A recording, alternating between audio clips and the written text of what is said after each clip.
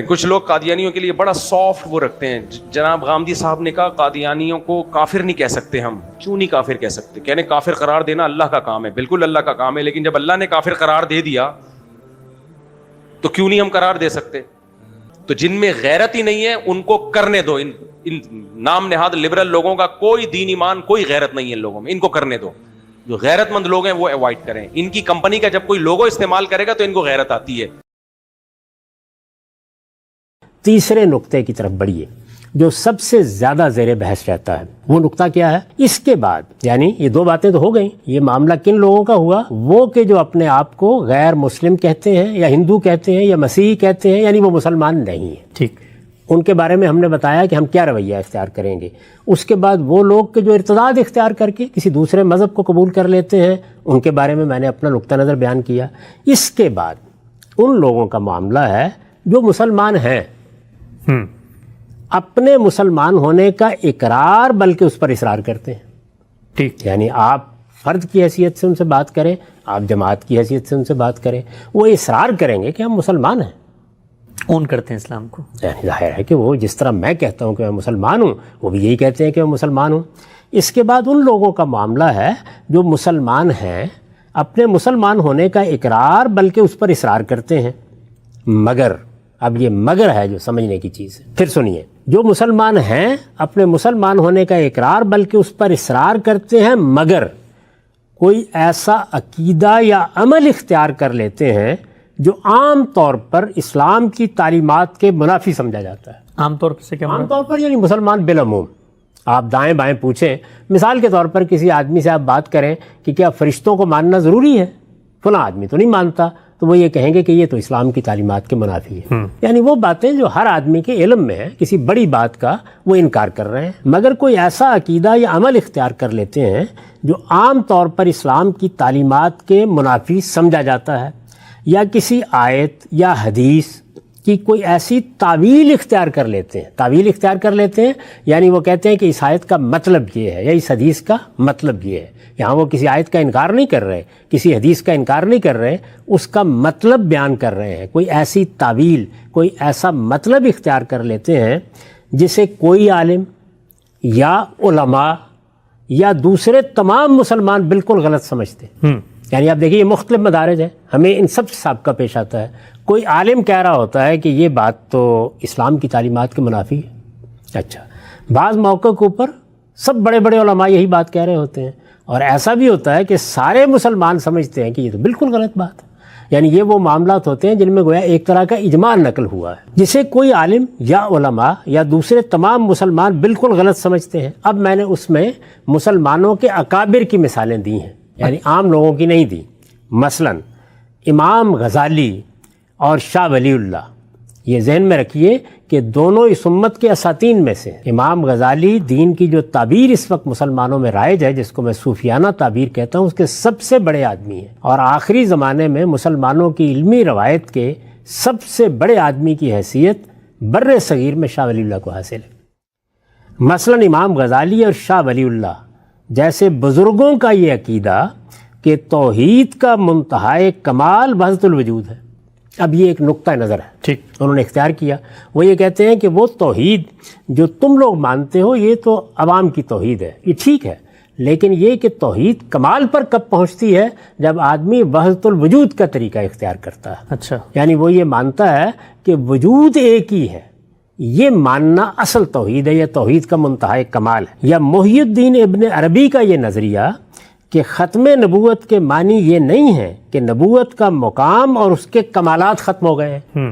یعنی وہ یہ کہتے ہیں کہ جب ہم کہتے ہیں کہ نبوت ختم ہو گئی ہے تو اس کا یہ مطلب نہیں ہے کہ نبوت کا مقام اب کسی کو نہیں ملے گا یا نبوت کے کمالات اب کسی کو نہیں ملیں گے, بلکہ صرف یہ ہے کہ اب جو نبی بھی ہوگا وہ محمد الرسول اللہ صلی اللہ علیہ وسلم کی شریعت کا پیرو ہوگا. اس کے بعد وہ نبوت کی ایک اور اصطلاحی تعبیر اختیار کرتے ہیں جس کو عام مسلمان نہیں مانتے یا عام علماء نہیں مانتے. جس طرح بہت سے علماء وحدت الوجود کے بارے میں یہ کہتے ہیں کہ یہ شرک ہے, وہ اس کو ماننے کے لیے تیار نہیں ہیں.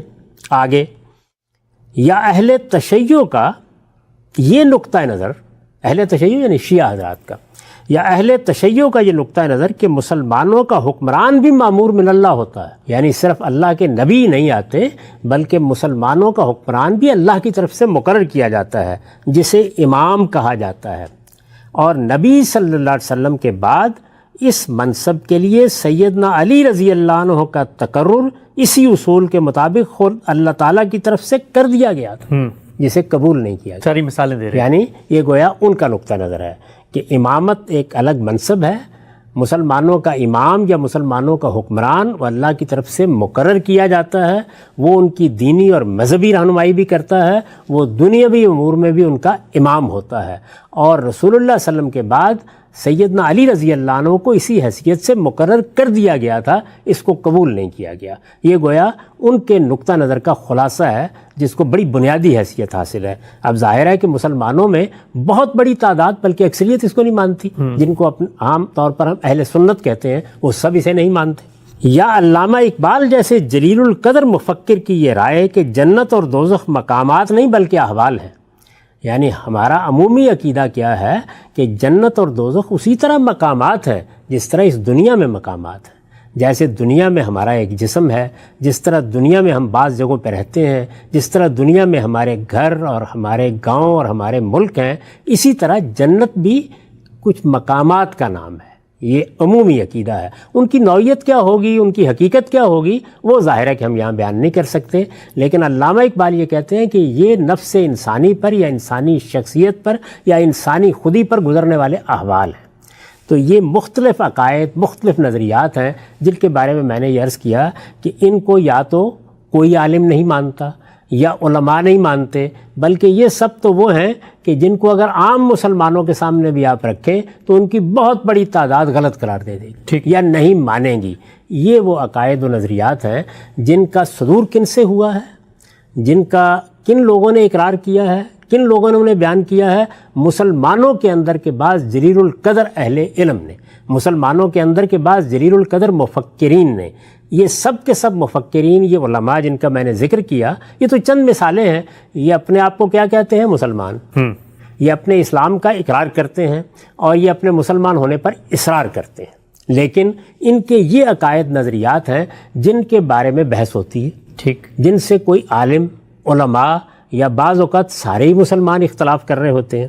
یہ اور اس نوعیت کے تمام نظریات و عقائد غلط قرار دیے جا سکتے ہیں، یعنی آپ کو حق حاصل ہے کہ آپ یہ کہیں کہ یہ عقیدہ غلط ہے، آپ یہ کہیں یہ نظریہ غلط ہے، انہیں غلط قرار دیا جا سکتا ہے، انہیں ضلالت اور گمراہی بھی کہا جا سکتا ہے، ٹھیک۔ یعنی ایک آدمی یہ کہتا ہے کہ یہ نقطہ نظر تو بالکل گمراہی ہے، قرآن مجید کے صریح نصوص موجود ہیں، حدیث میں یہ بات بیان ہوئی ہے، اس کو کیسے مانا جا سکتا ہے؟ لیکن یعنی آپ یہ نقطہ نظر پر تبصرہ کریں، آپ کسی چیز کو شرک کہہ دیں، آپ کسی چیز کو کفر کہہ دیں، یہ آپ کو حق حاصل ہے۔ یہاں آپ کس چیز پر بات کر رہے ہیں؟ نقطہ نظر پر، رائے پر، عقیدے پر، عمل پر بات کر رہے ہیں۔ لیکن ان کے حاملین یعنی شاہ ولی اللہ، یعنی امام غزالی، یعنی علامہ اقبال، اہل تشیع، مسلمانوں کے بہت سے علماء جو اس طرح کی آراء رکھتے ہیں، یہ کون ہیں؟ وہ ان کے حاملین ہیں ان نقطہ نظر کے۔ لیکن ان کے حاملین چونکہ قرآن و حدیث ہی سے استدلال کر رہے ہوتے ہیں، یعنی وہ یہ نہیں کہتے کہ رسول اللہ صلی اللہ علیہ وسلم کا لایا ہوا دین تو یہ ہے، ہم اس کو نہیں مانتے، نہیں، وہ کہتے ہیں قرآن کا مطلب یہ ہے، حدیث کے معنی یہ ہے، ہم قرآن سے یہ سمجھے ہیں، ہم حدیث سے یہ سمجھے، یہ وہ بیان کر رہے ہوتے ہیں، ٹھیک۔ لیکن ان کے حاملین چونکہ قرآن و حدیث ہی سے استدلال کر رہے ہوتے ہیں، اس لیے انہیں غیر مسلم یا کافر قرار نہیں دیا جا سکتا، یعنی اب انہیں کچھ بھی نہیں کہا جا سکتا، کیونکہ اسلام پہ تو کھڑے ہوئے ہیں، اس لیے کہ وہ اسلام کا اقرار کر رہے ہیں، وہ کہہ رہے ہیں ہم مسلمان ہیں۔ نہ ان کو کوئی شخص غیر مسلم کہہ سکتا ہے یا نہ ان کو کوئی شخص کافر کہہ سکتا ہے، بس یہ کہیں گے کہ ان کے فلاں عقیدے پر ہم یہ تبصرہ کر رہے ہیں کہ یہ غلط ہے، فلاں نقطہ نظر کے بارے میں یہ کہہ رہے ہیں کہ وہ کفر ہے، فلاں نقطہ نظر کے بارے میں یہ رائے دے رہے ہیں کہ وہ شرک ہے۔ یعنی اس معاملے پر، اس نقطہ نظر پر ہم گفتگو کریں گے، لوگوں کو اس کے بارے میں متنبہ بھی کریں گے، لیکن ان بزرگوں میں سے نہ کسی کو غیر مسلم کہنے کی جسارت کریں گے، نہ کافر کہنے کی جسارت کریں گے۔ ان نظریات و عقائد کے بارے میں خدا کا فیصلہ کیا ہے؟ یعنی وہی بات جو میں نے کہی میرے اور آپ کے درمیان چور کے چور ہونے کے بارے میں اختلاف ہو گیا ہے، اب فیصلہ کون کرے گا؟ عدالت۔ ان عقائد و نظریات کے بارے میں میں کہہ رہا ہوں یہ شرک ہے، آپ کہہ رہے ہیں یہ کفر ہے، ایک دوسرا کہتا ہے یہ عین اسلام ہے، اختلاف ہو گیا نا؟ جی۔ تو اب یہ مقدمہ ہے، اس مقدمے کا فیصلہ کون کرے گا؟ اس کائنات کا پروردگار۔ قرآن کیوں نہیں کر سکتا؟ قرآن کیسے؟ قرآن میں تو صرف دلیل دوں گا نا میں، قرآن فرد کا فیصلہ کہاں سنائے گا؟ عدالت فرد کے بارے میں فیصلہ سناتی ہے۔ اہم بات۔ قرآن جو فیصلے سناتا ہے وہ یہ ہے کہ شرک کیا ہے، وہ تو فیصلہ سنا دیا اس نے، وہ میرے نزدیک وہ فیصلہ ہے، میں مان رہا ہوں، دوسرے کے نزدیک نہیں ہے وہ فیصلہ، وہ نہیں مان رہا۔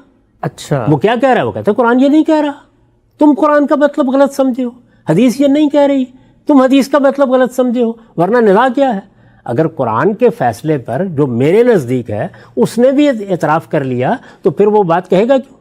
تو یہ علامہ اقبال کے جنت جہنم احوال ہے، اس کو قرآن سے ثابت کرتے ہیں؟ ظاہر بات ہے، وہ اس کی دلیل دیتے ہیں۔ آپ ان کے خطبات پڑھیے، reconstruction of religious thought in Islam میں انہوں نے اپنا یہ نقطہ نظر بیان کیا ہے، پھر اس پر استدلال کیا ہے، اس کے لیے قرآن مجید کی آیات وہ اقتباس کر رہے ہیں، اچھا، ان کا مطلب آپ کو بتا رہے ہیں۔ یعنی یہ جتنے ہمارے بزرگ ہیں، کیا آپ کا خیال یہ ہے کہ وہ قرآن و حدیث کو ایک طرف رکھ کر یہ بات کرتے ہیں؟ وہ کہتے ہیں کہ قرآن اور حدیث میں یہ بات اس طرح بیان ہوئی ہے، ہم نے اس کو ایسے سمجھا ہے۔ تو میں یہ عرض کر رہا ہوں کہ ان نظریات و عقائد کے بارے میں خدا کا فیصلہ کیا ہے؟ یعنی اب عدالت کے فیصلے کا سوال ہو گیا نا، وہ تو کہہ رہے ہیں مسلمان ہیں، بندے کے بارے میں خود۔ یعنی وہ آدمی کہہ رہا ہے میں چور نہیں ہوں، میں کہہ رہا ہوں کہ میں نے دیکھا تم نے چوری کی ہے، تو اب مجھے فیصلے کو نافذ کرنا ہے یا ثابت کرنا ہے تو میں کسی عدالت میں جاؤں گا نا۔ جی، تو یہ عدالت کون سی ہے جو کفر و شرک کے فیصلے کرتی ہے؟ یہ اللہ کی عدالت ہے۔ ان نظریات و عقائد کے بارے میں خدا کا فیصلہ کیا ہے، اس کے لیے قیامت کا انتظار کرنا چاہیے۔ اگر کسی پیغمبر نے آنا ہوتا تو وہ آ کے فیصلہ سنا دیتا، جیسے مسیحیوں کے بارے میں یہ فیصلہ قرآن نے سنا دیا۔ وہ بھی کسی انڈرسٹینڈنگ سے ہی سمجھ رہے تھے، کسی آیت ہی سے۔ ظاہر بات ہے، یعنی وہ بھی اپنی کتاب کی تعویل کر رہے تھے۔ تو قرآن مجید نے رسول اللہ صلی اللہ علیہ وسلم کے ذریعے سے یہ فیصلہ سنایا، کس کے بارے میں سنایا؟ اس عقیدے کے بارے میں۔ یعنی ان نظریات و عقائد کے بارے میں خدا کا فیصلہ کیا ہے؟ خدا کا فیصلہ بعض نظریات و عقائد کے بارے میں ہمیں قرآن کے ذریعے سے معلوم ہو گیا۔ ان نظریات و عقائد کے بارے میں خدا کا فیصلہ کیا ہے، اس کے لیے قیامت کا انتظار کرنا چاہیے۔ دنیا میں ان کے حاملین، یعنی قیامت میں کیا ہوگا؟ مجھے اللہ تعالیٰ کس صف میں کھڑا کر دیں گے، آپ کو کس صف میں کھڑا کر دیں گے، امام غزالی کو کس صف میں کھڑا کریں گے، شاہ ولی اللہ کو کس صف میں کھڑا کریں گے، وہ وہاں معلوم ہوگا۔ دنیا میں ان کے حاملین، یعنی جن کے بارے میں ہم یہ کہہ رہے ہیں کہ ان کا فلاں عقیدہ ہے، فلاں نظریہ ہے، دنیا میں ان نظریات کے حاملین اپنے اقرار کے مطابق مسلمان ہیں۔ یعنی وہ کہتے ہیں مسلمان ہیں تو وہ مسلمان ہیں، مسلمان سمجھے جائیں گے، اور میں ان کو مسلمان ہی سمجھ کر ان سے گفتگو کروں گا اور یہ کہوں گا کہ آپ مسلمان ہیں، اس لیے میں آپ سے یہ کہتا ہوں کہ آپ کا فلاں عقیدہ اور نظریہ اسلام کے خلاف۔ بہت اہم بات۔ مسلمان سمجھے جائیں گے اور ان کے ساتھ تمام معاملات اسی طریقے سے ہوں گے جس طرح مسلمانوں کی جماعت کے ایک فرد کے ساتھ کیے جاتے ہیں۔ یعنی ظاہر ہے کہ ہم نکاح کرتے ہیں، ہم طلاق دیتے ہیں، ہم بہت سے حقوق و فرائض کا فیصلہ کرتے ہیں، یہ تمام معاملات اسی طرح ہوں گے جیسے مسلمانوں کے ساتھ کیے جاتے ہیں۔ علماء کا حق ہے، یعنی جو دین کے علماء ہیں، علماء کا حق ہے کہ ان کی غلطی ان پر واضح کریں۔ یعنی امام غزالی کے نزدیک اگر شاہ ولی اللہ کی بات غلط ہے تو امام غزالی انہیں بتائیں گے کہ یہ غلط ہے، اور شاہ ولی اللہ کے نزدیک اگر امام غزالی کی بات غلط ہے تو وہ انہیں بتائیں گے۔ علماء کا حق ہے کہ ان کی غلطی ان پر واضح کریں، انہیں صحیح بات کے قبول کرنے کی دعوت دیں۔ میں نے ایک نقطہ نظر اپنایا، کسی عالم کے نزدیک وہ ضلالت ہے، کسی کے نزدیک وہ کفر ہے، کسی کے نزدیک وہ شرک ہے، تو اس عالم کا حق ہے مجھ پر کہ وہ میرے پاس آئے، مجھے دعوت دے اس بات کی، اور مجھ سے کہے کہ تم صحیح رویہ اختیار کرو کیونکہ تم میرے مسلمان بھائی ہو، میں یہ نہیں چاہتا کہ تم ایک غلطی پر قائم رہو۔ ان کے نظریات و عقائد میں، یعنی جو نظریات و عقائد ہمارے سامنے بعض بزرگوں کے آئے، دوسرے لوگوں کے آئے، ان کے نظریات و عقائد میں کوئی چیز شرک ہے تو اسے شرک، اور کفر ہے تو اسے کفر کہیں۔ نظریات پر تبصرہ کرنے سے کسی کو نہیں روکا جا رہا، آپ کے نزدیک جیسے آپ نے پوچھا تھا کہ قرآن نے بتا دیا، تو میں قرآن کی بنیاد پر تو کہہ رہا ہوں کہ آپ کا یہ نظریہ کفر ہے، آپ کا یہ نظریہ شرک ہے. ٹھیک لیکن یہ میں استدلال کر رہا ہوں نا، وہ میرے مقابلے میں یہ کہتے ہیں کہ تمہاری رائے ٹھیک نہیں ہے، تم نے قرآن کا مطلب درست نہیں سمجھا. اب نزاع ہو گئی، اب یہ مقدمہ ہے، اب اس کا فیصلہ کہاں ہونا چاہیے؟ عدالت میں. تو ان چیزوں کی عدالت کون سی ہے؟ خدا کی عدالت. ان کے نظریات و عقائد میں کوئی چیز شرک ہے تو اسے شرک اور کفر ہے تو اسے کفر کہیں، اور لوگوں کو بھی اس پر متنبع کریں، یعنی لوگوں کو بتائیں کہ دیکھیے یہ فلاں اور فلاں بزرگ نے کتنی غلط رائے قائم کی، بتائیں اس بات کو، لوگوں کو بھی اس پر متنبع کریں. مگر ان کے متعلق، یعنی وہ لوگ جو ان آراء کے حاملین ہیں، ان کے متعلق یہ فیصلہ کہ وہ مسلمان نہیں رہے یا انہیں مسلمانوں کی جماعت سے الگ کر دینا چاہیے، اس کا حق کسی کو بھی حاصل نہیں ہے. کیوں؟ اس لیے کہ یہ حق خدا ہی دے سکتا تھا. یعنی یہ چونکہ خدا کی عدالت کے فیصلے ہیں، یہ فیصلے کرنے ہی خدا کو ہیں، یہ جرائم ہیں ہی خدا سے متعلق، تو خدائی کو حق دینا تھا مجھے، آپ کو، کسی جماعت کو، کہ تم پھر یہ فیصلہ کر لینا دنیا کے اندر. اس لیے کہ یہ حق خدا ہی دے سکتا تھا، اور قرآن و حدیث سے واقف ہر شخص جانتا ہے کہ اس نے یہ حق کسی کو نہیں دیا ہے. یہ میرا موقف ہے اس معاملے میں. ٹھیک. یعنی جو بات میں کہتا ہوں وہ اس پورے مقدمے کے بارے میں یہ ہے. یعنی وہ لوگ جو غیر مسلم ہیں ان کو کیا کہا جائے گا، وہ لوگ جو ارتداد اختیار کر لیں ان کے بارے میں کیا تعبیر ہم استعمال کریں گے، اور وہ لوگ جو مسلمان ہیں، اپنے آپ کو مسلمان کہتے ہیں، اپنے مسلمان ہونے پر اصرار کرتے ہیں، لیکن کوئی ایسا عقیدہ اور نظریہ اختیار کر لیتے ہیں جو میرے نزدیک غلط ہے یا کفر ہے یا شرک ہے، تو میں ان کے ساتھ کیا معاملہ کروں گا؟ تو میں یہ کہتا ہوں کہ میں ان کے نظریے پر تبصرہ کروں گا. ان کے بارے میں کوئی ورڈکٹ دینے کا حق مجھ کو اس زمین پر نہیں دیا گیا. یہ ورڈکٹ خدا کی عدالت دیتی ہے، رسولوں کے آنے کے بعد زمین پر دیتی ہے. اب رسولوں کا سلسلہ بند ہو گیا، اب یہ ورڈکٹ قیامت میں دیا جائے گا. امام صاحب، آپ کے اس موقف کو سامنے رکھ کے اس کا استدلال خود قرآن و حدیث میں کیا ہے، اس کو آپ سے سمجھیں گے انشاءاللہ تفصیلی طور پہ. 2-3 ضمنی سوالات کے اس ختم کرنے سے پہلے میں آج پوچھنا چاہتا ہوں آپ سے، وہ یہ کہ زنا بھی تو اللہ تعالیٰ نے ایک جرم قرار دیا ہے، چوری بھی اللہ نے ایک جرم قرار دیا ہے، فساد فی الارض بھی اللہ نے ایک جرم قرار دیا ہے. جرائم تو اللہ ہی سے متعلق ہیں، باقی جرائم بھی اللہ ہی نے متعین کیے ہیں، لیکن ان کو ثابت کرنے کا ایک کرائٹیریا ہے. تو اگر کوئی شخص مسلمانوں ہی میں سے کفر، شرک کا ارتکاب کر دیتا ہے، تو اب علماء کی کوئی عدالت لگ کے قرآن مجید کی نصوص سے کیوں نہیں ثابت کر سکتی کہ جی یہ جس آیت کا آپ ترجمہ یہ کر رہے ہیں اور اس سے شرک برآمد کر رہے ہیں، یہ تو ثابت نہیں ہوتا، تو فیصلہ دنیا میں ہو جائے گا. یہ عدالت قائم کرنے کا ان کو حق کس نے دیا ہے؟ جو عدالتیں چوری کے لیے قائم ہوتی ہیں، جو عدالتیں زنا کے لیے قائم ہوتی ہیں، وہ کون قائم کرتا ہے؟ وہ علماء قائم کرتے ہیں. وہ عدالتیں حکومتیں قائم کرتی ہیں. کس اصول پر قائم ہوتی ہیں؟ کہ انسانوں نے جب یہ دیکھا کہ ان کے ہاں اختیارات کا سوء استعمال فساد پیدا کر دیتا ہے، تو جرائم کو متعین کر کے انہوں نے حکومتیں قائم کیں، اور پھر ان کو یہ حق دیا کہ وہ عدالتی فیصلے سنائیں. ٹھیک. اللہ تعالیٰ نے جب اپنا دین اتارا تو اس موقع پر بھی انہیں عدالتوں کو مان لیا، اور ان کو حق دیا کہ وہ چوری کا فیصلہ کریں، وہ زنا کا فیصلہ کریں، اور تمام جرائم کی سزائیں مقرر کر دیں. اس کے معاملے میں یہ حق کہاں دیا گیا ہے؟ یہ حق نہ تو دنیا میں کسی نے دیا ہے، نہ علم و عقل کے مسلمات دینے کی کوئی بنیاد رکھتے ہیں، نہ قرآن حدیث میں کسی جگہ دیا گیا ہے. اللہ تعالیٰ نے جب مسلمانوں کو کہا کہ یہ چوری ہے اور چوری کی سزا یہ ہے اور تمہیں دنیا میں دینی ہے، یعنی ہاتھ کاٹنا، تو کس کو اختیار دیا؟ عدالت کو، مسلمانوں کی جماعت کو. جب یہ کہا کہ مسلمانوں تم پر لازم کیا گیا ہے کہ وہ لوگ جو زنا کا ارتکاب کریں ان کو 100 کوڑے مارو، اور تمہیں اس جرم کی سزا دیتے وقت کوئی رافت لاحق نہیں ہونی چاہیے، تو یہ اختیار اس آیت میں کس کو مل گیا؟ یہ مسلمانوں کی جماعت کو. اس طرح کے اختیار کی آیت ذرا مجھے پڑھ کے سنائیے قرآن مجید میں سے. ٹھیک، ہم سے یہ نقطہ واضح ہوا. ایک اور بات بیان فرمائیے گا، جب آپ فرماتے ہیں کہ وہ اپنے مسلمان ہونے کا اقرار کر رہے ہیں، لیکن کوئی ایسا نظریہ جو آپ کی نظر میں کفر ہو سکتا ہے، شرک ہو سکتا ہے، اس کو بیان کر رہے ہیں، گویا وہ ایک تعویل کر رہے ہیں اسلام کو مانتے ہوئے، اسلام کی ہدایت کی. اسی نوعیت کی تعویل تو خود کفار مکہ بھی کرتے تھے. سورہ زمر کی ابتدا میں ہی ہے کہ ان سے پوچھا جاتا بھی تم شرک کیوں کرتے، تو وہ کہتے ہیں ما نعبدہ الا لیقربونا الی اللہ زلفی، کہ ہم تو اللہ ہی کے قرب حاصل کرنے کے لیے کر رہے ہیں، گویا اللہ ہی کی خوشنودی تائید مقصود ہے. تو وہ بھی تو وہ تعویل کر رہے تھے، لیکن ان کی تعویل کو قبول نہیں کیا گیا. یہ تعویل وہ شرک کی کر رہے تھے، شرک کو مان کر. کفر کی بھی کر سکتا ہے کوئی آدمی کفر کو مان کر.